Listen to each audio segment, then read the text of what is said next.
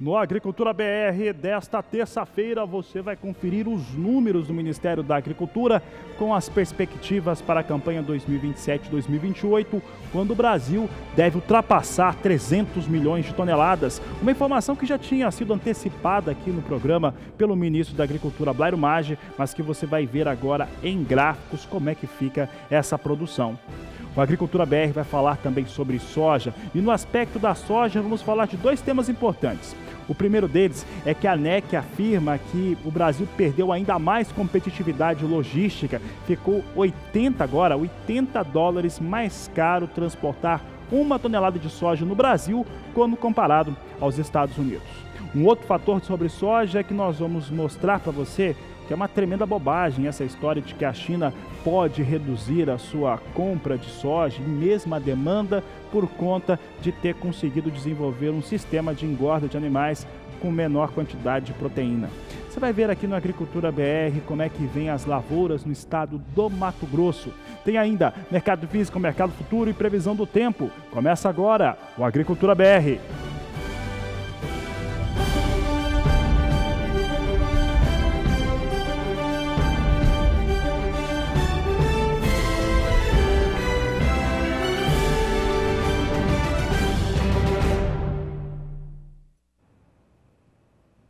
Uma ótima tarde a você que acompanha a programação do Canal do Boi. O Agricultura BR começa trazendo para você um destaque importante do Ministério da Agricultura, Pecuária e Abastecimento, que traz um estudo que mostra as projeções para a produção agrícola do Brasil até a campanha 2027-2028. Essa campanha, ou até lá, faz com que o Brasil, nos números do Ministério, amplie a produção de grãos em 69 milhões de toneladas. Com isso, chegaria a 302 milhões de toneladas, de acordo com o órgão oficial brasileiro. Essa informação, para quem acompanha a Agricultura BR, quem acompanha o Canal do Boi, já não é novidade. Isso porque o ministro da Agricultura, ele tinha falado durante um grande evento que tivemos em São Paulo, o Global Agribusiness Forum, em entrevista exclusiva para o Canal do Boi, que aconteceria isso. O Brasil, nos próximos anos, ultrapassaria a marca de 300 milhões de toneladas. Mas vamos ver então como é que ficam esses dados? Números na tela, você tem aí Brasil chegando daqui a 10 anos a mais de 300 milhões de toneladas. Do lado esquerdo, você tem a campanha 17-18, que é a campanha de comparação do Ministério da Agricultura, que está com 233 milhões de toneladas de grãos produzidas no Brasil. Em 10 anos, deve chegar a 302 milhões de toneladas, de acordo com a projeção.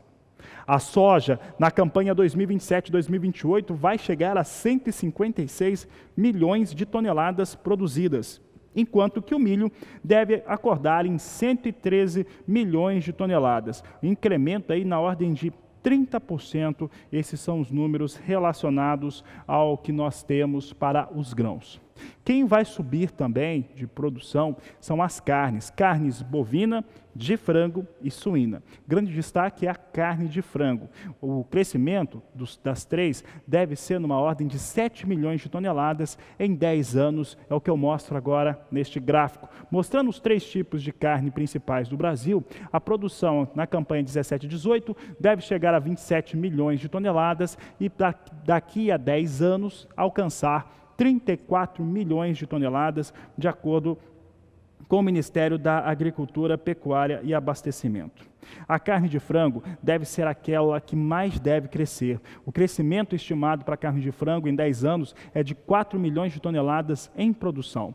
Veja na tela agora como é que o frango deve ficar em termos de produção, porque frango, bovino e suíno está diretamente relacionado à demanda. Veja só que frango sobe 4 milhões de toneladas em produção e em 2028 deve chegar a 17 milhões de toneladas sendo produzidas. A carne bovina deve alcançar 12 milhões de toneladas, o que representa uma alta de 2 milhões frente aos números atuais. Já a produção de carne suína fica em quase 5 milhões de toneladas, 1 milhão de toneladas a mais do que os dados atuais de produção. Um número também que chama muito atenção é em torno do que deve ser exportado pelo Brasil. As exportações brasileiras de grãos devem alcançar em 2028 quase 140 milhões de toneladas. Grande destaque, soja, que pode chegar a quase 100 milhões de toneladas. É isso mesmo. Em 10 anos, nós vamos exportar, Brasil deve exportar, as tradings que operam no Brasil, a quase 100 milhões de toneladas exportadas. É o que você confere comigo agora. Nós temos os números em relação ao que está sendo previsto em termos de exportação. Um total exportado de grãos é em 139 milhões de toneladas de grãos. A soja, 96 milhões e 500 mil toneladas, enquanto que o milho também deve crescer, chegando a 42 milhões e 800 mil toneladas. A soja, ela segue sendo destaque sobre qualquer aspecto. A soja, ela é tão importante para as exportações brasileiras que ela deve continuar superando sozinha outros tipos de produtos, como, por exemplo, aqueles que nós identificamos em relação à produção brasileira, que são importantes também, como açúcar, café, entre outros. Veja conosco como é que ficam essas exportações gerais. Você tem na tela aqui açúcar, que deve chegar em 2028 com 37 milhões 200 mil toneladas exportadas. Café, 34 milhões de sacas é a expectativa que se tem para o produto. E carnes, a exportação deve totalizar 8 milhões e 800 mil toneladas, considerando carnes de frango, suína e também bovina.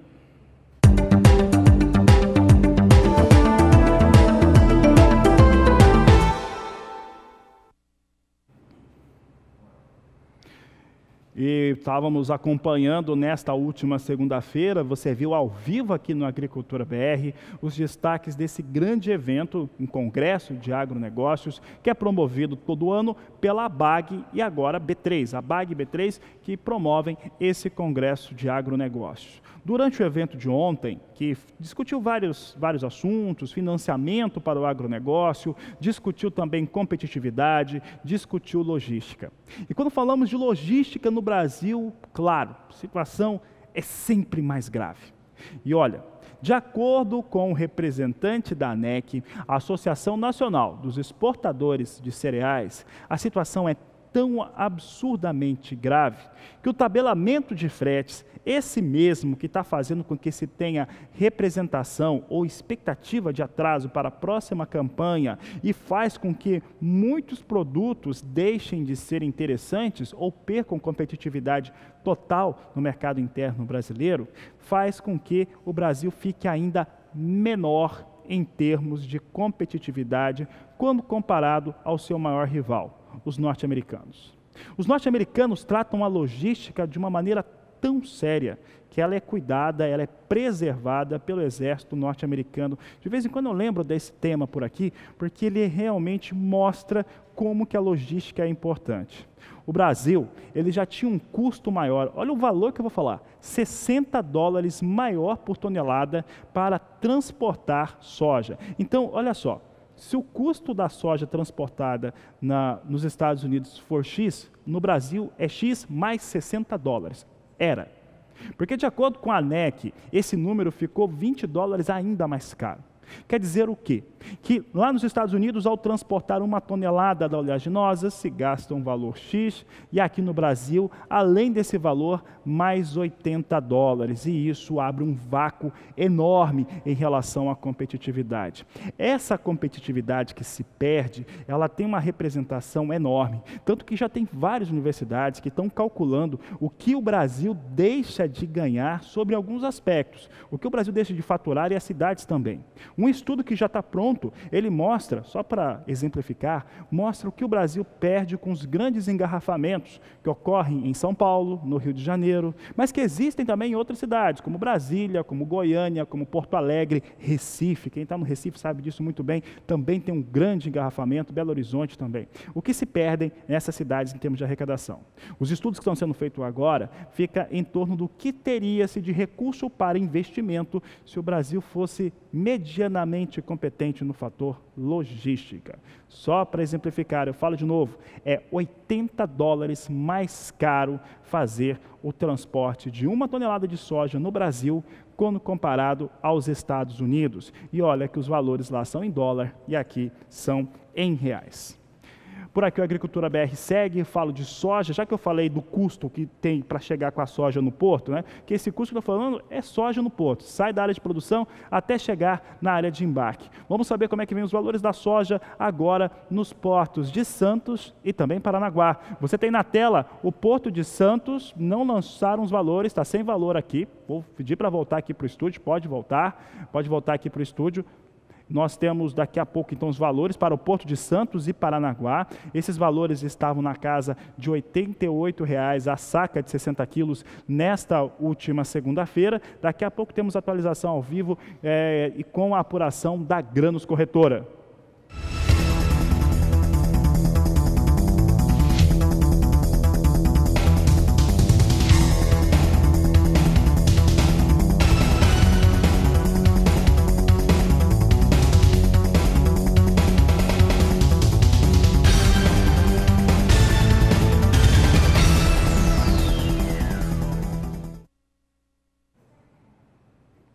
A Agricultura BR segue agora falando sobre comercialização de soja. Nesta última segunda-feira, eu destacava os números da consultoria Safras e Mercados em relação à comercialização da campanha 2017 e 2018-2019 para todo o país. Hoje, o destaque fica por conta do estado do Mato Grosso. Estado do Mato Grosso que alcança 90% de comercialização para a campanha atual, a 17-18. É o que nós vamos ver agora na tela, como é que vem a situação de campanha para o Mato Grosso para as vendas de soja. Você vê que em julho chega então a 90%, ele tem um avanço de 3,8 pontos percentuais frente aos valores fechados em junho, que foram de 86,2%, de acordo com o IMEA. Após o cenário de paralisação por parte dos caminhoneiros, nos últimos meses, o mercado disponível de soja começa a ganhar fluidez, é o que garante o relatório do IMEA.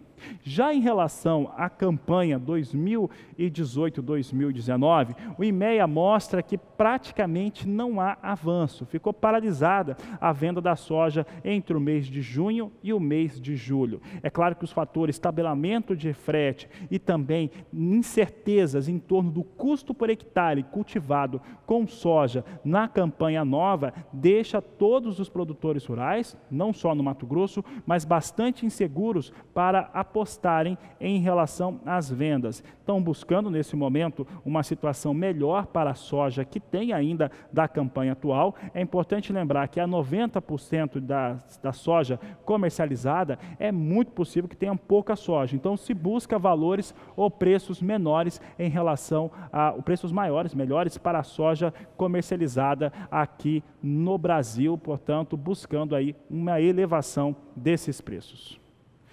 Por aqui, a Agricultura BR fala agora de fertilizantes. Vamos falar um pouco a respeito disso que vem acontecendo no Brasil, porque a expectativa agora são de chegadas recordes de fertilizantes nas áreas de produção do país. E a Agroconsult já está vendo esses recordes agora para a produção.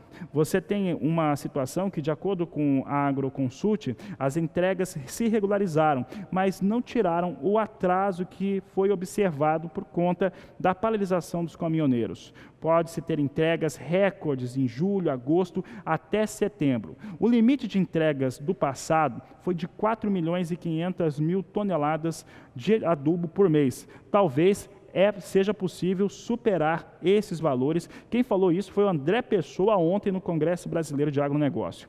Parte dos custos está sendo assumido pelos produtores, mas a maior parte é pelas indústrias.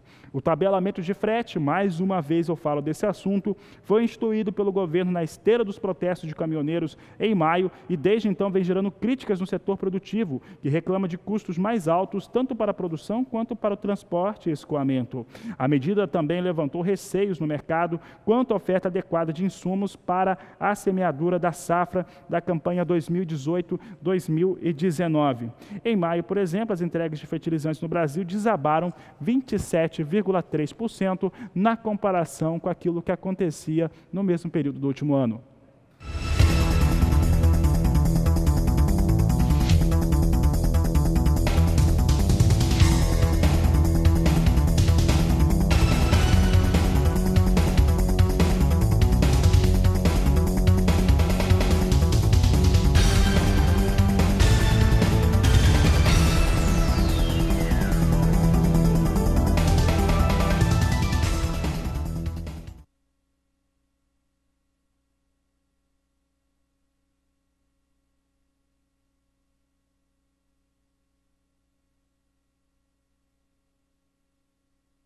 R$ 88,00 a saca de 60 quilos. É importante lembrar que hoje temos um ligeiro ajuste em relação aos valores para a saca de soja, e essa saca de soja ela veio sendo negociada no Porto de Santos a R$ 87,00 a saca, enquanto que o Porto de Paranaguá a R$ 87,50.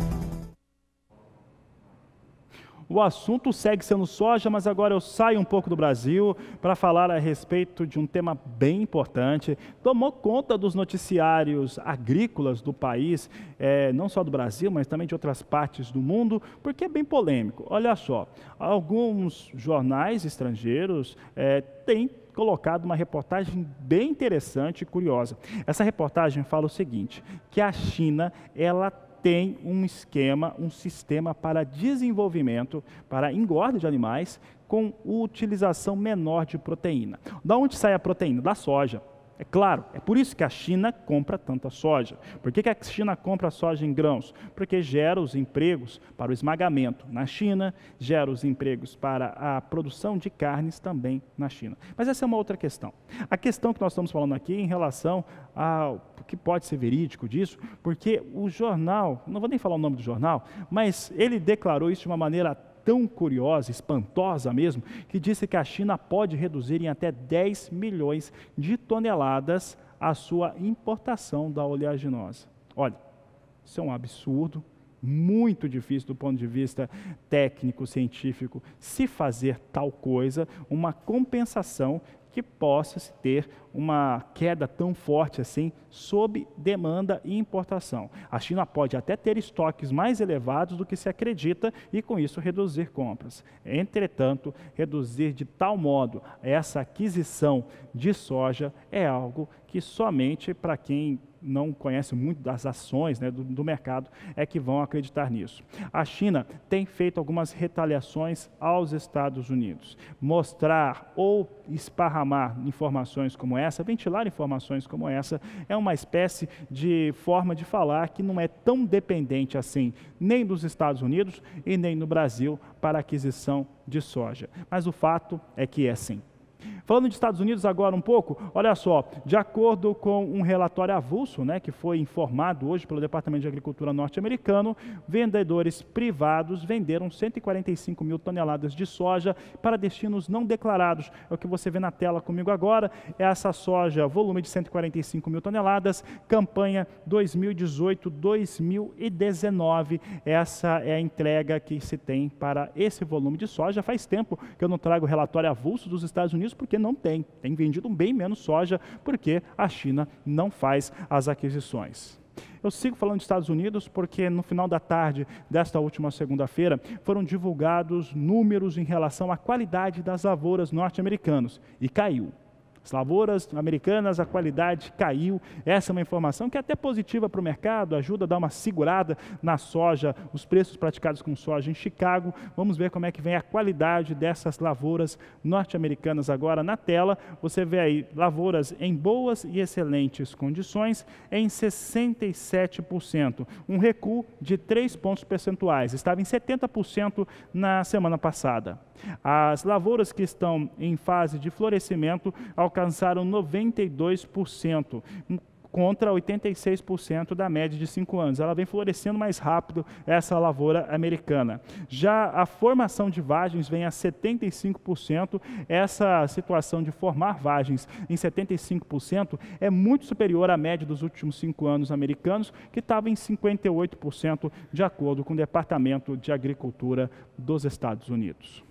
As lavouras de milho também tiveram recuo na qualidade, é o que informa o relatório de acompanhamento de lavouras desta última segunda-feira.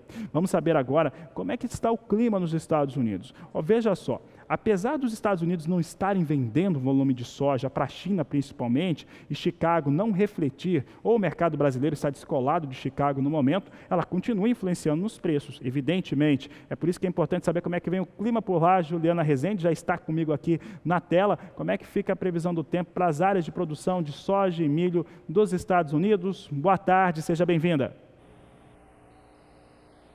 Olá, boa tarde, Fabiano. Boa tarde a todos que nos assistem. Olha, ao longo dos próximos períodos tem mais previsão de chuva em áreas produtoras, tanto de soja como também de milho nos Estados Unidos. Pelas imagens de satélite já podemos ver bastante nebulosidade em grande parte do país americano, e é justamente essas áreas de instabilidades que mantêm o risco para pancadas de chuva. Até pelo menos o dia 12 de agosto tem previsão de chuva em grande parte do país. Algumas áreas produtoras também do cinturão recebem essas pancadas de chuva, só que no norte do país americano a chuva é mais fraca, mais irregular e também mal distribuída. Os episódios de chuvas mais expressivos acontecem nas áreas mais ao sul, onde o volume de água pode até passar de 30 milímetros em poucos dias. A partir da semana seguinte, entre os dias 13 e 17 de agosto, a chuva agora consegue se espalhar, alcançando grande parte das áreas produtoras do cinturão. Só que a chuva que acontecer nessas áreas acaba sendo muito fraca, pancadas isoladas e também com baixo volume de água. Mesmo com essa chuva mais fraca, o cenário ainda vai seguir otimista, porque essas instabilidades mais frequentes e duradouras nas principais áreas produtoras de soja e de milho do país americano seguem mantendo o solo com boas condições de umidade, garantindo também bom crescimento para a maior parte das lavouras que estão em fase de desenvolvimento. Entre este período, do dia 13 até o dia 17, então o volume de água vai ficar um pouquinho mais baixo, apesar da chuva conseguir se espalhar um pouco mais. O volume de água fica em torno de 5 a 15 milímetros. Já no decorrer do terceiro e último período, até o dia 22 de agosto, as instabilidades vão seguir atuando nas principais áreas produtoras dos Estados Unidos. Dessa vez, tem previsão de chuva um pouco mais intensa na faixa leste, onde o acumulado fica em torno de 30 milímetros em 5 dias. Já nas demais áreas, previsão de chuva mais fraca e também com baixo volume, ficando em torno de 5 a 15 milímetros o acumulado para apenas 5 dias. Então, durante as próximas semanas, tem mais previsão de chuva para áreas produtoras de soja e de milho do país americano. Esse cenário mantém o solo com boas condições de umidade, favorecendo o crescimento das lavouras da região. Volto com você no estúdio. Obrigado, Juliana. Daqui a pouco falamos mais um pouco sobre clima nas áreas de produção e agora, daqui a pouco, falando sobre Brasil. Por aqui o assunto segue sendo Estados Unidos e segue sendo soja. Vamos saber como é que vem os negócios com a oleaginosa na Bolsa de Chicago. Você acompanha comigo agora as posições negociadas. Você tem as 4 posições de mais curto prazo subindo no dia de hoje. Vai subindo cerca, quase 1%, em torno de 1% aqui as posições. Posição de agosto negociada $8,89 mais 6 o bushel. Setembro, $8,92. Novembro vem a $9,03 por bushel. Janeiro a $9,14 mais 4 por bushel. Neste momento, vem com recuperação os negócios com soja na Bolsa de Chicago. O dólar, que é tão influente e importante para as exportações brasileiras e também para a aquisição de insumos, é sempre importante lembrar disso. Muita gente fazendo aquisição e bastante assustado com a aquisição de produtos com insumos com dólar alto e depois vender produtos com dólar baixo no próximo ano. Há um viés de queda para o dólar no próximo ano que muitos economistas acreditam. Vamos saber agora como é que vem o dólar comercial negociado no Brasil. Você tem as posições agora, dólar negociado neste momento em queda de 0,47% a R$ 3,71 mais 3, assim vem a moeda norte-americana no país. A Agricultura BR vai para o intervalo comercial. Daqui a pouco nós vamos falar um pouco sobre pecuária, sobre produção pecuária, custos de produção também no frango, por exemplo, que devem ficar mais alto, e você aproveita para entrar em contato conosco. Você entra em contato através do nosso WhatsApp, o número é 679-9656-2266. Nós vamos para o intervalo e voltamos já. E nós destacávamos na última semana uma nova regra que muda os fatores de importação de material genético e também de animais do Mercosul. É o que nós vamos ver agora na reportagem de Catarina Martorelli. São 5 resoluções sanitárias que já estão valendo para o Brasil, Argentina, Paraguai e Uruguai. Uma delas tem a ver com a importação de material genético. O Brasil é protagonista no comércio internacional de genética bovina. Seja através de animais vivos para reprodução, seja através do material de multiplicação sêmen e embrião. No Mercosul, a gente já dispunha de requisitos para importação de embriões em vivo, e não se tinha harmonizado ainda os requisitos para in vitro, para embriões in vitro. Então, essa nova norma, ela estabeleceu esse requisito e uniu num único requisito as exigências para a importação de embriões in vivo e in vitro. Também tem uma resolução que diz respeito aos equinos. É que muitos desses animais, eles saem dos países apenas para participar de competições ou exposições, mas eles não ficam em definitivo. É o que o Ministério da Agricultura chama de importação temporária. Ela é uma constante, né, para os animais que participam de provas esportivas, né, ou até mesmo exposições. Na atualização do requisito para a importação temporária de equino, o destaque é que foi previsto que a certificação emitida pelo país de origem, ela será suficiente a partir de uma chancela da autoridade que recebeu esse animal para o retorno do animal, diminuindo, né, a questão de burocracia, sem, obviamente, a perda das garantias sanitárias. Segundo o Ministério da Agricultura, isso tudo é para modernizar as regras, facilitar o livre comércio entre os 4 países que compõem o Mercosul. Mas essas regras também valem para terceiros, para aqueles países que desejem exportar para a gente. Por aqui vamos falar um pouco agora a respeito da reação do valor da arroba do boi gordo em 3 estados especificamente, Goiás, São Paulo e Mato Grosso também. Quem fala sobre os números é Valdir Pacheco. O mercado de reposição iniciou agosto com mais uma semana de valorização das referências. Foi a 4ª semana consecutiva e a alta acumulada no período foi de 0,8%. O mercado de boi gordo parece ainda não ter decolado como é esperado pelos recriadores e invernistas, que ficam na expectativa de oportunidades melhores na relação de troca. Comportamento também alinhado à seca instalada no país, que colabora com baixo fluxo de movimentação neste mercado. Ou seja, na última semana de férias escolares, aparentemente, compradores e vendedores também optaram por tirar uma folga nas negociações. E para o confinador, que está refazendo as contas para decidir se há viabilidade econômica para fechar o gado no coxo, desde o início de julho, o boi magro está 2,2% mais caro em São Paulo, 1,6% em Goiás e 0,6% em Mato Grosso. A oferta tímida desta categoria permite este cenário. Entretanto, a arroba do boi gordo também reagiu nesses estados, melhorando a relação de troca e garantindo maior poder de compra para o confinador, fator positivo para as intenções de confinamento de segundo giro. Mas vale destacar que só acertar na compra de bois magros pode não garantir resultados positivos no confinamento. Outras variáveis podem ser analisadas. Olha, sobre esse aspecto é importante lembrar de alguns fatores, entre eles em relação ao valor da arroba do boi gordo. O que está se falando de ganho, na verdade, não é um ganho, é uma recuperação. Esses valores para a arroba do boi deveriam estar mais elevados no momento. Apesar de ter melhorado a situação, né, o poder de compra para o confinador ou para quem faz engorda de bois e terminação em relação à aquisição de boi magro, ainda assim essa arroba ainda vem com uma situação bastante complicada em relação aos valores que ela deveria ter por projeção, até por conta do ano extremamente confuso que se teve no ano de 2017.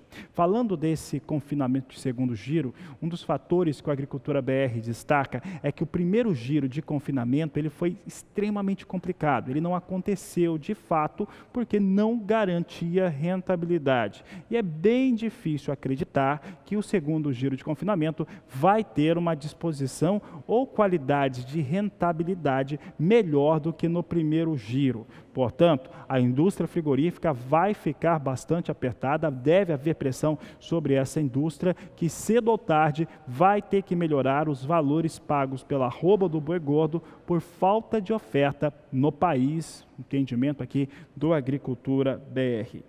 E eu falo agora a respeito de um levantamento que foi apresentado no Congresso Brasileiro de Agronegócios, nesta última segunda-feira em São Paulo.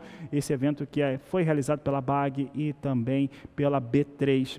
Esse levantamento teve a participação de diversas instituições, entre elas a BPA, Associação Brasileira de Produtores de Proteína Animal, que teve um certo posicionamento. Esse posicionamento é bem interessante porque a BPA ela enxerga uma situação de custos maiores para o segundo semestre. Os custos devem ficar maiores no segundo semestre. De acordo com os representantes, isso vai acontecer principalmente por conta da aquisição de alguns insumos. Aquilo que nós vínhamos dizendo desde o começo do ano, que o milho, por exemplo, teria uma queda de valores porque teria uma disposição maior durante a colheita da segunda safra, aconteceu, segurou o preço do milho, caiu, entre outros produtos também, que acabam sendo utilizados para engorda de animais, terminação de animais, frango, suíno e bovinos. Entretanto, ele permanece bastante estável.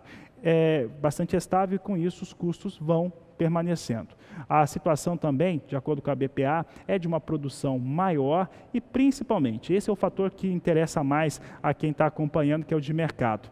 A demanda sobre as carnes brasileiras, qualquer carne, suína, de frango e bovina, continua extremamente elevada e a expectativa da BPA é que ela siga elevada no segundo semestre. Então, mesmo com custos maiores, a demanda é muito grande sobre carnes, o que equilibra e dá rentabilidade, principalmente para o elo da indústria.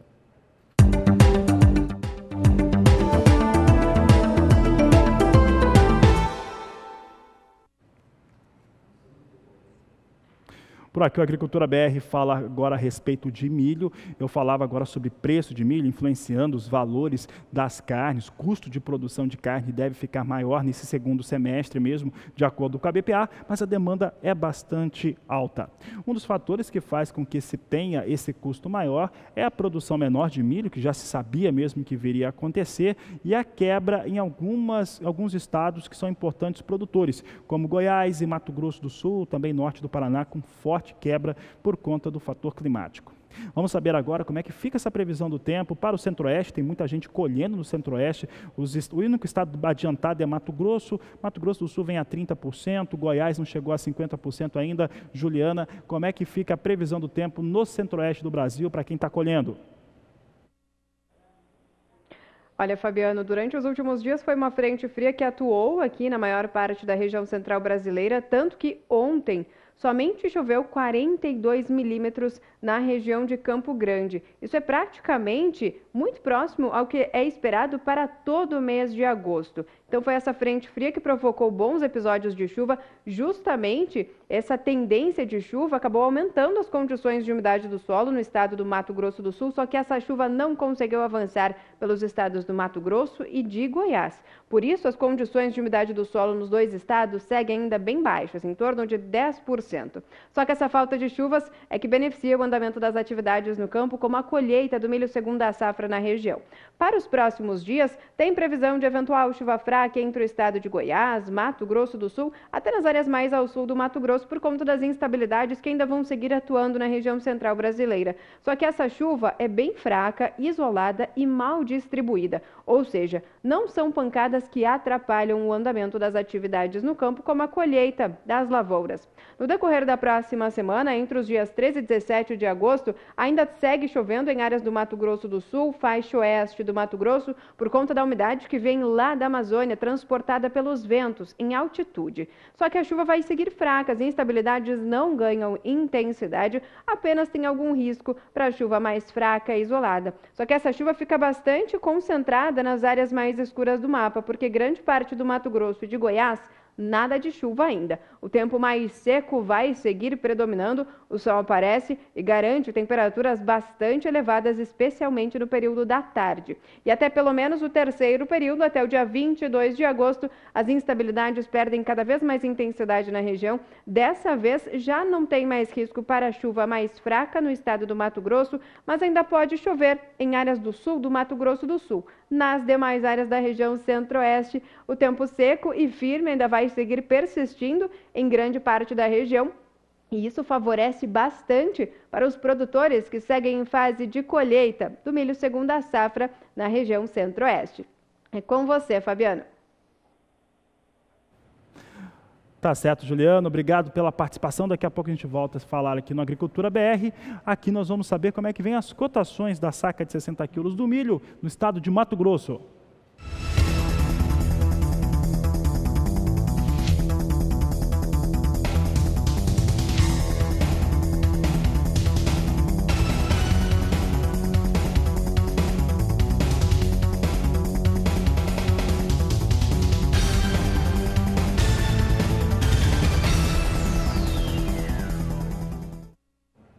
A Agricultura BR agora destaca algo que a gente não fala há muito tempo, já deve ter uns 2 anos, pelo menos, que nós não destacamos essa informação aqui, mas hoje aconteceu. O Departamento de Agricultura norte-americano, ele divulgou há pouco essa situação aqui, ó, vendas opcionais de milho, volume de 179 mil toneladas que foram vendidas. Como é que funcionam essas vendas opcionais de milho, inclusive com entrega na campanha 2018-2019? Funciona da seguinte maneira: essa venda, ela aconteceu, ela pode ter origem do milho nos Estados Unidos ou qualquer outro país. É assim que funciona essa venda opcional. Então, 179 mil toneladas, destino não é declarado, então aconteceu hoje nos Estados Unidos. Vamos saber se isso mudou alguma coisa no cenário para o milho lá na Bolsa de Chicago. Você acompanha comigo, milho em Chicago, posição de setembro, vindo a $3,70 o bushel, dezembro, 3,84, posição de março do próximo ano, negociada $3,95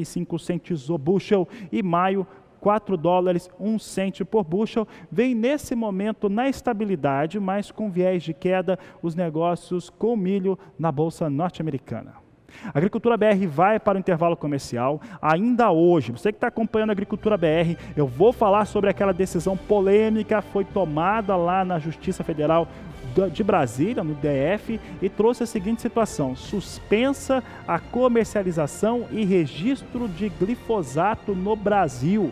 Nós vamos trazer essa informação com as informações do que foi decidido pela juíza e também o posicionamento da Monsanto. A Monsanto acaba de se posicionar em relação a esse tema aqui para o Agricultura BR. Nós vamos destacar para você aqui daqui a pouco a respeito desse elemento que, olha, é essencial no país, aliás, aonde se necessita de glifosato para fazer a defesa dentro das áreas de lavoura. Daqui a pouco falo um pouco mais a respeito deste assunto. Nós vamos para o intervalo comercial, mas antes você tem informação técnica e também produto de qualidade com os parceiros aqui do SBA. Com Fosfosal, o meu gado melhorou, o meu lucro aumentou e a vida sossegou. Bem-vindo à segunda temporada do Momento Fosfosal, o multimineral injetável que estimula o seu rebanho nos momentos de desafio da sua propriedade. E para essa temporada, preparamos para você uma série de depoimentos de pecuaristas por todo o Brasil que usaram e comprovaram a eficácia de Fosfosal, aumentando a lucratividade da fazenda. Acompanhe no vídeo. O Fosfosal foi muito bom porque quando saímos da seca, eu tive uma novilha aqui principalmente, até vi o resultado por ela, porque ela estava muito magra. E ela passou de um pasto mais ruim, veio para um pasto bom. Com 30 dias ela ainda estava magra ainda. Muito magra, assim, a ponto de eu ficar preocupado com ela, né? Eu peguei, ela estava vermifugada, estava limpas e não engordava. Aí depois com o Fosfosal, essa novilha, com uma semana eu já comecei a ver a diferença nela já.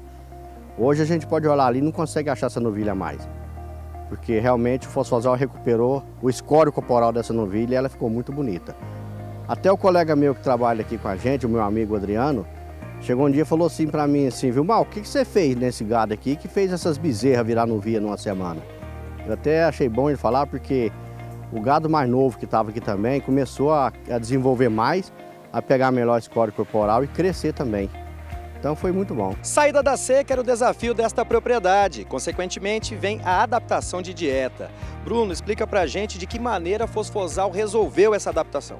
Fosfosal é um multimineral injetável indicado nesses momentos de alto desafio do ciclo produtivo, como uma mudança de dieta. Os animais saem de uma condição de pastagem melhor e entram numa condição de pastagem não tão boa, então isso tende a perder score. Recomendamos sempre entrar com 10 ml de Fosfosal nessa mudança de dieta para manter o score desses animais e depois 10 ml para recuperar os animais nessa condição nova de pastagem. Então, na entrada e saída de mudança de pastagem, entrada e saída de seca, Fosfosal é um produto certo.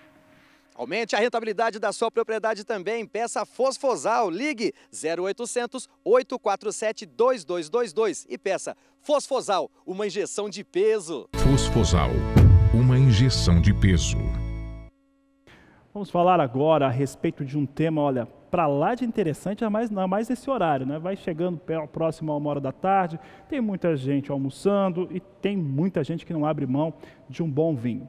E é sobre vinho, sobre a produção e principalmente as experiências que ocorreram na Europa, tanto na produção de vinhos como também de destilados, e como que elas podem contribuir para o progresso do setor do vinho aqui no Brasil, que eu trago agora esse assunto. Nós vamos falar um pouco a respeito dessa experiência, Escola de Vinhos, que oferece ali uma situação muito interessante para quem gosta do assunto, para quem gosta de vinhos e também tem interesse sobre o setor. E eu vou aproveitar para conversar aqui com Tiago Mendes, ele que é fundador da Eno Escola e conversa conosco agora pela internet. Tiago, olha, um prazer falar contigo. Boa tarde. Boa tarde, Fabiano. Bom, a ideia do projeto Enocultura estava relacionado com a vontade de voltar a morar no Brasil. Eu estava já há 10 anos morando em Londres com toda a minha família e a vontade de retornar ao Brasil era muito grande. E nesse período de 2010 a 2013, a gente entendeu que a indústria de vinhos no Brasil vinha crescendo bastante. O mercado estava bem aquecido. Porém, havia espaço para o crescimento na área educacional e a instituição inglesa WSET, Wine and Spirits Education Trust, é a principal instituição de educação em vinhos no mundo inteiro, hoje está presente em 80 países. E nós entendíamos que na época no Brasil tinha um espaço muito grande para desenvolvimento de mercado. Entendíamos que por mais que o mercado que aumentava-se o consumo de vinhos finos no Brasil, existia a possibilidade de trabalhar na área educacional. E a Enocultura hoje, que é um dos provedores da WSET para o Brasil, né, ela oferece hoje os 3 níveis em vinhos, que é um curso introdutório, o nível 1, fala um pouco sobre a diferença entre os vinhos brancos, tintos, rosés, espumantes, fala um pouco sobre técnica de harmonização, serviço de vinhos. E aí nós oferecemos o nível 2 em vinhos, que é um curso um pouquinho mais abrangente, tem o foco literalmente na característica das uvas, então os aromas, sabores da Cabernet Sauvignon, os aromas, sabores da Chardonnay, como elas mudam de um clima fresco para um clima quente. E o nível 3, que é um curso que tem um foco muito mais nas regiões produtoras de vinhos do mundo. Além desses 2 cursos em vinhos, nós também oferecemos 2 níveis em destilados, e começando esse ano o curso de saquê. É um curso também introdutório, fala sobre as diferenças entre saquês, estilos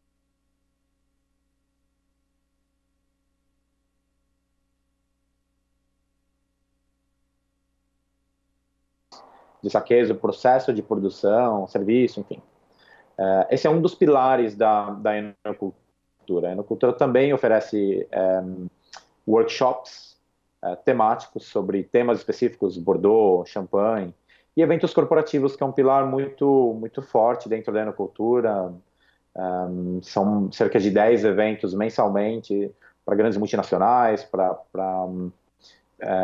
formação de equipe, team building, normalmente para formação de novos consumidores, um projeto que nós fizemos para a Electrolux via Fast Shop. Então a Enocultura oferece vários serviços, é bem amplo. Recentemente nós lançamos mais uma certificação internacional, é uma instituição americana chamada Wine Scholar Guild, e eles têm um curso com bastante profundidade no tema França, então é um curso só sobre França, chama-se French Wine Scholar. Nós estamos lançando no Brasil agora, via Enocultura, começando em outubro, agora em São Paulo, em novembro em Brasília. Essa certificação internacional ela é voltada tanto para consumidores, que querem conhecer um pouco mais sobre vinhos, né, consumidores entusiastas, e pessoas que estão se profissionalizando na indústria de vinhos, sommeliers, compradores de vinhos e tal. Hoje o processo para participar de um curso é muito simples, é só você ir até o site da Enocultura, www.enocultura.com.br. Lá tem todas as informações sobre os cursos, os diferentes níveis, as datas dos cursos, onde eles estão disponíveis em todo o Brasil, e a ficha de inscrição. Você preenche a ficha de inscrição, faz o pagamento, você vai receber em casa o seu material de estudo, e um cronograma com relação ao curso, passo a passo, até o dia do curso, como vai funcionar. Todos esses cursos, todos os 3 níveis, ele é uma parte aluno e uma parte sala de aula. Então, é necessário que o aluno se dedique, por exemplo, no nível 1, cerca de 8 horas de leitura do material antes do início do curso. No dia do curso, a gente tem toda uma revisão do conteúdo que o aluno já estudou em casa, a degustação de vinhos, que é a parte mais divertida, e no final do curso a gente tem uma prova. No caso do nível 1, é uma prova de 30 perguntas de múltipla escolha, é uma prova que vem de Londres, ela é nominal. Pós-curso, a gente sela um envelope, ele volta de Londres via DHL, e em 4 semanas a gente tem o resultado. É necessário que o aluno acerte um mínimo de 70% para o nível 1. Para o nível 2, a mesma coisa, o aluno não precisa ter nenhum conhecimento prévio, ele só precisa dedicar um mínimo de 30 horas de leitura do material antes do início do curso. Tem alguns exercícios para testar o conhecimento, a Enocultura manda algumas pílulas de conteúdo durante o processo previamente, né, antes do curso, do início do curso. Durante o curso a gente tem todo um trabalho de revisão do conteúdo que já foi estudado pelo aluno, degustação de cerca de 40 vinhos durante a jornada, né? No final, o aluno tem uma prova de 50 perguntas de múltipla escolha, onde ele precisa acertar um mínimo de 55%. E no nível 3, a brincadeira é um pouquinho maior, um pouco mais divertido. São cerca de 80 vinhos degustados durante toda a jornada, durante todo o curso, são cerca de 18 aulas. É importante que o aluno dedique um mínimo de 80 horas de estudo antes do início do curso. É sempre recomendado que o aluno tenha feito o nível 2 antes de partir para o nível 3. Tem mais detalhe, é um curso com muito mais rico e muito mais difícil. A prova final do curso é uma prova prática de degustação de 2 vinhos às cegas, onde o aluno precisa fazer uma descrição do curso, dos 2 vinhos. Temos também uma prova de múltipla escolha, 100 perguntas de múltipla escolha, e uma prova dissertativa, que é a parte teórica. Então, exige um pouco mais de conhecimento do aluno. Hoje, cerca de 80% dos nossos alunos são consumidores, pessoas que adoram vinho e querem conhecer mais sobre vinhos. Tanto para o nível 1 quanto para o nível 2. Já no nível 3 é 50-50. Normalmente são consumidores que querem aprender mais sobre vinhos, ou pessoas que estão em transição de carreira e estão querendo trabalhar com vinhos. Para a gente ter uma ideia, hoje o brasileiro consome cerca de 1 litro de vinho fino, feito das variedades Cabernet Sauvignon, Merlot, enfim, uvas típicas para produção de vinhos. Então, 1 litro de vinho por pessoa por ano é relativamente muito pouco quando comparado com os ingleses, americanos, que estão acima de 24 litros por pessoa por ano. Então, a gente entende que tem uma possibilidade, um crescimento de consumo de vinho muito grande para os próximos 10 anos. Né? E, consequentemente, vai haver uma necessidade de profissionais treinados justamente para contribuir para esse desenvolvimento, tanto para bares, restaurantes, lojas, importadores, distribuidores, para vender um vinho de valor agregado mais alto, é importante que o profissional esteja capacitado para falar sobre ele, o que torna ele tão especial e, consequentemente, tão caro. O consumo de vinhos no Brasil ele ainda é pequeno, infelizmente ele está voltado para a classe A, B e C. Infelizmente, o preço de um vinho básico hoje está em torno de 12, 15 reais, são vinhos são muito simples, né? quando comparado com um refrigerante, um suco, que custa um pouquinho menos, R$8. Então, infelizmente, por conta dos altos impostos, da tributação, vinho no Brasil é um produto de luxo. Né? Então, infelizmente, o brasileiro está aprendendo a beber vinho. Felizmente, ele está aprendendo a beber vinho, mas, infelizmente, ainda é um produto de luxo. Então, o Brasil hoje tem cerca de 1 litro, tem um consumo de 1 litro, um consumo per capita de 1 litro. Né? E a gente percebe que isso vem aumentando conforme a pessoa conhece um pouco mais sobre o produto, consegue distinguir os aromas e sabores. Então, aos poucos, o consumidor ele vem aprendendo mais sobre vinhos e consumindo mais é melhor, vem se qualificando. E aí, quando a gente fala sobre a indústria de vinhos no Brasil, a gente percebe que tem um ganho em qualidade dos anos 2000 para cá, tremendo, nos últimos 18 anos, tremendo. Não somente na qualidade enológica, né, do processo de produção, mas no entendimento do clima, do solo, das melhores variedades, das variedades que melhor se adaptam para o clima brasileiro. E a gente percebe que o Brasil cada vez mais consegue ter consistência, ano após ano, na qualidade dos seus vinhos. E semanalmente eu descubro novos produtores, novos vinhos, ou seja, é um mercado que está crescendo, está em amplo desenvolvimento. E atrelado a isso, nós percebemos também a demanda muito grande pelo enoturismo. É uma nova fonte de renda para produtores pequenos, é um novo canal de turismo no Brasil, o enoturismo. Então, cada vez mais a gente percebe que a Serra Gaúcha, Santa Catarina, a região de São Joaquim, até mesmo aqui em Espírito Santo do Pinhal, cada vez mais os consumidores querem visitar as vinícolas, conhecer o processo de produção. Isso é muito enriquecedor, ele só propaga a cultura de vinhos no Brasil e só fortalece o ganho em qualidade dos vinhos brasileiros. Né?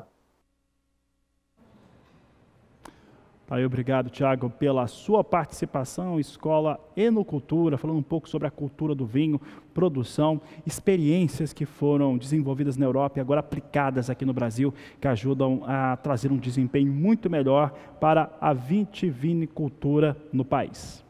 Por aqui, o Agricultura BR agora traz a sua participação com o quadro Agricultura BR Responde.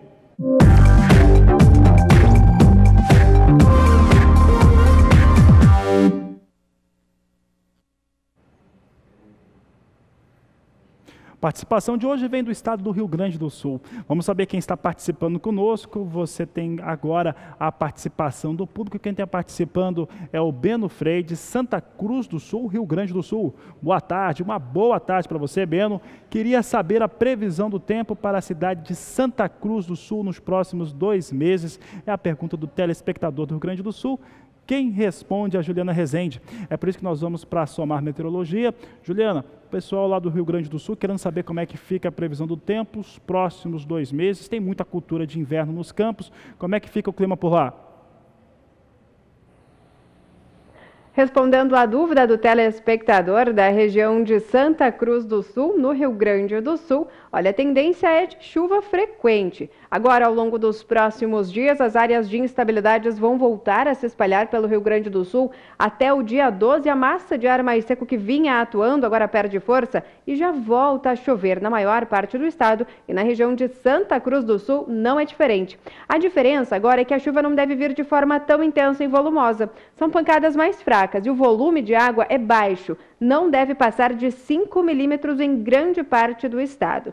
A partir da próxima semana, a partir do dia 13, é que a chuva volta a ganhar um pouco mais de intensidade. A aproximação de novas áreas de instabilidades pela fronteira oeste gaúcha voltam a trazer chuvas um pouco mais significativas para grande parte do estado. E aí o volume de água fica em torno de 15 a 30 milímetros e aumentando também essa chuva na região de Santa Cruz do Sul. E até pelo menos o dia 22 de agosto, previsão de tempo instável frequente na maior parte do estado do Rio Grande do Sul. Então, em Santa Cruz do Sul, a tendência é de chuva frequente agora ao longo do mês de agosto. Isso também deve acontecer na primeira quinzena de setembro. A chuva somente deve perder um pouquinho mais de intensidade a partir da segunda metade de setembro, quando as instabilidades perdem força, uma massa de ar mais seco vai voltar a atuar e aí as pancadas de chuva acabam acontecendo de forma muito esparsas. Pancadas muito fracas e com baixo volume de água, então, a partir da segunda quinzena do mês de setembro. Daqui a pouco eu volto com mais previsão do tempo. Tá certo, obrigado, Juliana. Bom, o quadro Agricultura BR Responde, você de todo o país pode participar. Mande sua pergunta sobre clima, sobre mercado, sobre técnicas. É simples, você envia no nosso WhatsApp. O número é o 67996562266. Esse foi o quadro Agricultura BR Responde.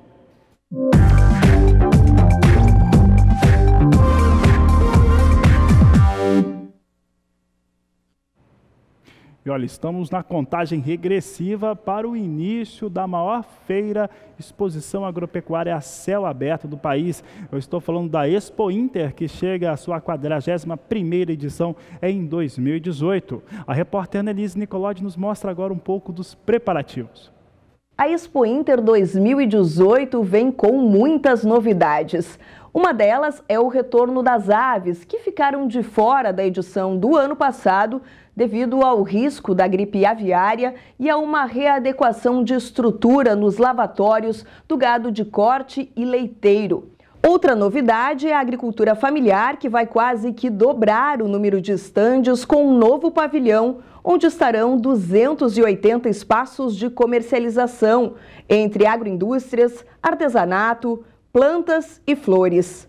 Ao longo dos 9 dias da Expo Inter, que ocorre de 25 de agosto a 2 de setembro, no Parque Assis Brasil, em Esteio, a Feira da Agricultura Familiar apresentará o trabalho de 1.350 famílias de 106 municípios.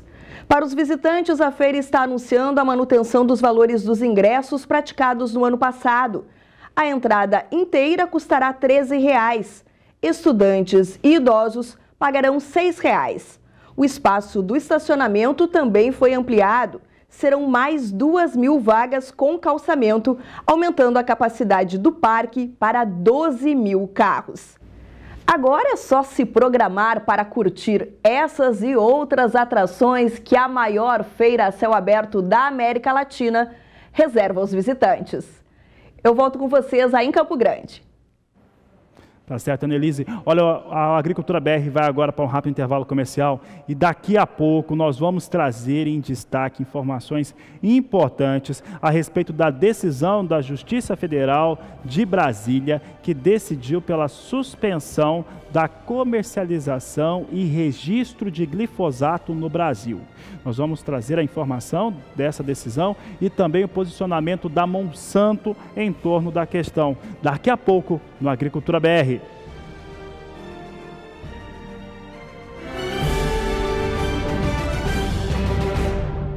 A Agricultura BR traz em destaque agora o mercado do café.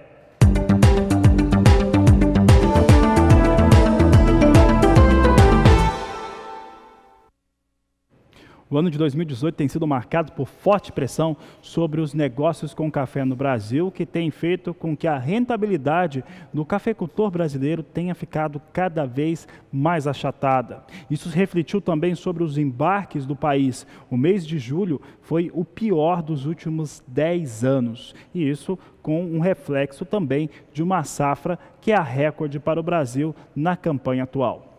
Vamos saber agora como é que fica a previsão do tempo para essa safra que está sendo colhida principalmente nas áreas de produção de café arábica. Como é que fica a previsão do tempo, Juliana?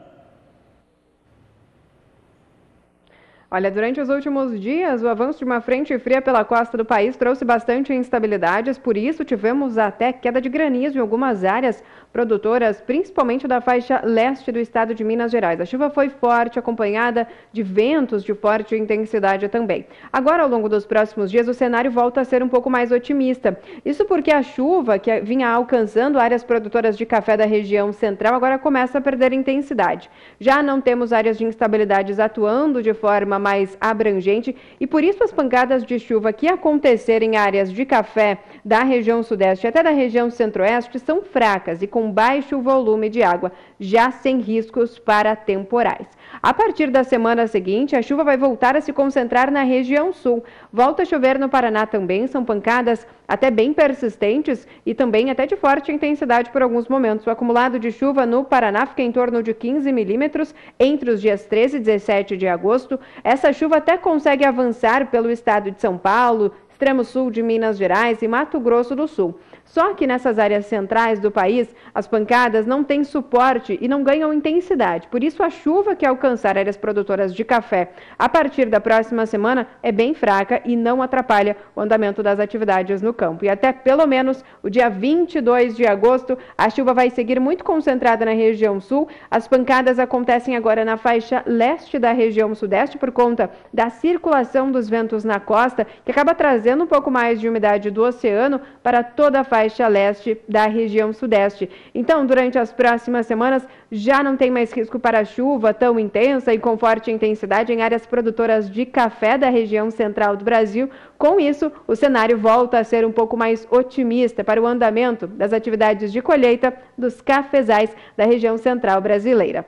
Hoje eu encerro por aqui a minha participação. Até amanhã. Boa tarde.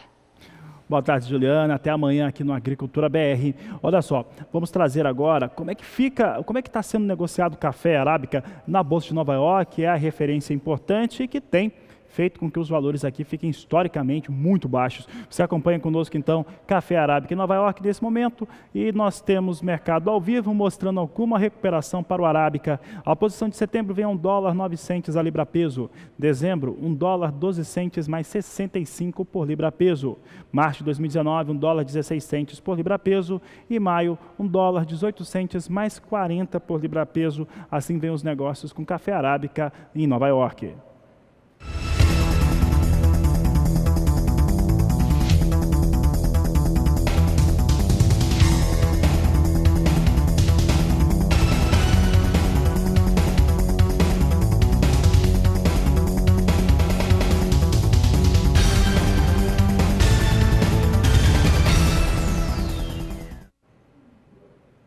Vamos saber agora da referência para o café Conilon aqui no Brasil. É o Robusta negociado em Londres. Você tem na tela comigo café negociado na Bolsa de Londres. Posição de setembro, aqui negociado em dólar. Setembro a $1.647, perde, aliás, 0,30%. Novembro vem também com queda a $1.644 a tonelada. Janeiro de 2019 negociado a $1.653 a tonelada, recuo de 0,18%. A mesma queda registrada na posição de março, que é negociada a $1.665 por tonelada. São os negócios com café Robusta na Bolsa de Londres.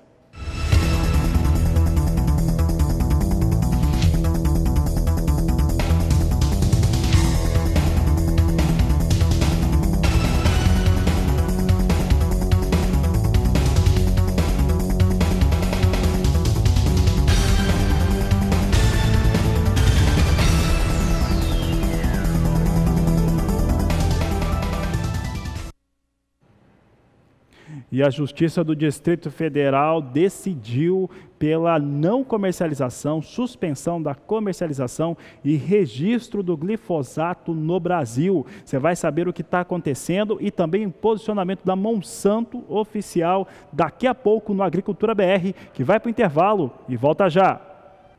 Olha, na próxima semana nós vamos ter o congresso da Andave, que vai chegar à sua 8ª edição, falando sobre temas importantes como desenvolvimento, aplicação, tecnologias para fertilizantes, adubos e muito mais.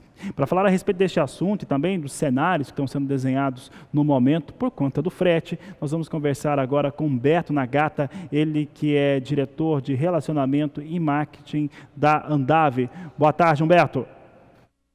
Boa tarde, Fabiano, tudo bem? Aqui é Humberto da Andave, quem fala. E eu estou aqui para conversar com vocês, para divulgar o Congresso da Andave, que vai estar começando no dia 13 de agosto e vai até o dia 15, que vai ser realizado no Transamérica Expo Center, em São Paulo. Então, a gente tem as partes dos expositores, que nós vamos ter mais de 70 marcas se apresentando durante a exposição. Nós teremos também a parte das visitações. Hoje nós estamos esperando mais de 4.500 pessoas que vão estar participando do evento e são públicos bem segmentados. Então, no dia 13, na segunda-feira, pela manhã, a gente vai ter a primeira novidade que vai acontecendo nessa edição, na 8ª edição do Congresso. A gente vai ter o encontro das mulheres da distribuição, do qual a gente vai estar dedicando palestras sobre liderança, sobre governança, sobre sucessão e estratégias, focado no público público feminino nas profissionais de distribuição pela manhã da segunda-feira, no dia 13. Em seguida, a gente vai estar falando sobre cenários macroeconômicos já dentro do fórum a partir das 13 horas. Os eixos, né, das palestras, assim, falando do dia 13 ao dia 15, a gente vai estar falando sobre cenários e tendências do agronegócio do ponto de vista econômico e também de planejamento. A gente vai estar falando no dia 14, a gente vai estar falando sobre gestão estratégica, a gente vai estar abordando as mudanças organizacionais, a gente vai estar mostrando ferramentas de desenvolvimento no mercado, a gente vai estar falando um pouquinho sobre as consolidações que estão acontecendo e quais são as estratégias que podem ser sugeridas para os associados e todos o público. A gente vai estar falando também sobre um pouquinho de tecnologia, de toda a parte da inovação, mas focado dentro da distribuição. E depois a gente vai estar falando sobre também a parte de motivações, de todos os desafios, focando o protagonismo do público perante todo o agronegócio. E dentro da programação das palestras, a gente tem um momento que é considerado o momento Andave, né? Onde a Andave, por meio dos seus associados, do seu conselho diretor, ele vai estar colocando temas que estão impactando o setor. Vai mostrar algumas moções que a Andave está fazendo também em Brasília, perante esses temas. Então, dentro da programação de palestras, vai ter um momento específico mostrando todas as preocupações, desafios e algumas soluções que a Andave e os seus associados têm perante todo o agronegócio, né? A gente tem a visitação, ela é gratuita, né? Depois nós temos a parte do fórum da exposição, que nós temos a parte do que é considerado congressista, para todas as informações que o público precisar do agronegócio como um todo, estão disponíveis no www.congressoandave.com.br, né, onde nós temos todo o fluxo de atendimento, e também na própria Andave, no site da Andave, www.andave.com.br. E também nós temos um aplicativo que está disponível nas plataformas, que é o Congresso Andave, onde lá está todas disponíveis as informações sobre inscrições, programações e todo o procedimento para participar desse evento. Humberto, obrigado pela participação aqui no Agricultura BR. Por aqui nós vamos trazer agora os fundamentos para o mercado de soja. Você acompanha comigo como é que vem soja sendo negociada em Chicago agora, mercado ao vivo. Você tem a soja hoje em plena recuperação, vai subindo um pouco mais de 1%. Posição de agosto vem a $8,86 o bushel. Setembro, $8,92. Novembro, a $9,02 por bushel. Janeiro de 2019, $9,13 o bushel. Dólar comercial, fundamento também importante para todos os produtos da pauta de exportação. Se acompanha comigo agora, valores negociados para a moeda norte-americana, hoje vindo em ligeiro recuo de 0,32% a R$ 3,71, mais 8 para o dólar.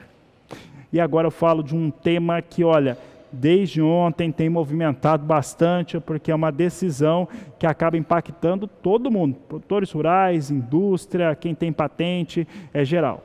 Eu estou falando sobre a decisão da Justiça Federal do DF de Brasília, que decidiu pela suspensão do registro e também comercialização de produtos relacionados ao glifosato. Essa decisão ela foi anunciada pela Justiça do Distrito Federal por meio da juíza substituta Luciana Raquel Tolentino de Moura, da 7ª Vara, que concedeu tutela antecipada para que a União suspenda por 30 dias, a partir de 3 de agosto, o registro de defensivos que contêm os ingredientes ativos glifosato, tiram e abamectina, além de proibir a União de conceder novos registros de produtos que contenham esses princípios. O prazo foi dado conforme a decisão da juíza até que a Agência Nacional de Vigilância Sanitária conclua o procedimento de reavaliação toxicológica.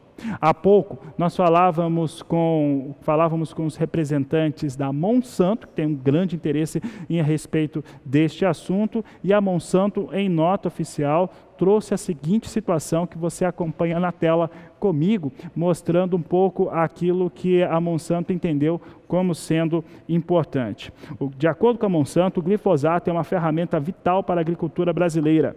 Há mais de 40 anos, os agricultores contam com um produto à base de glifosato para ajudar a controlar plantas daninhas de forma eficaz, sustentável e segura. Como todos os produtos herbicidas, o glifosato é revisado rotineiramente pelas autoridades regulatórias para garantir que ele possa ser usado com segurança. Em avaliações de 4 décadas, a conclusão de especialistas em todo o mundo, incluindo a Anvisa, autoridades reguladoras nacionais dos Estados Unidos, Europa, Canadá, Japão e outros países, além de organizações internacionais de ciência e saúde, tem sido que o glifosato pode ser usado com segurança. Mais de 800 estudos e análises científicas concluíram que o glifosato é seguro para uso. A Monsanto respeita os rigorosos processos científicos atualmente utilizados pela Anvisa e outras autoridades regulatórias para garantir o uso de glifosato e outros produtos de proteção à lavoura. Essa foi a resposta da Monsanto em relação a essa decisão. Está valendo desde o último dia 3 e, olha, é realmente bastante polêmica. Suspenso, portanto, registro e comercialização por 30 dias até o próximo dia 2 de setembro. Com essas informações, essa edição do Agricultura BR fica por aqui. Nós voltamos logo mais a partir das 17h20. Você acompanha na sequência a nossa programação, porque você já sabe. Este é o Agricultura BR, a inteligência, a transparência do agronegócio, sempre com você. A todos uma ótima tarde e até amanhã.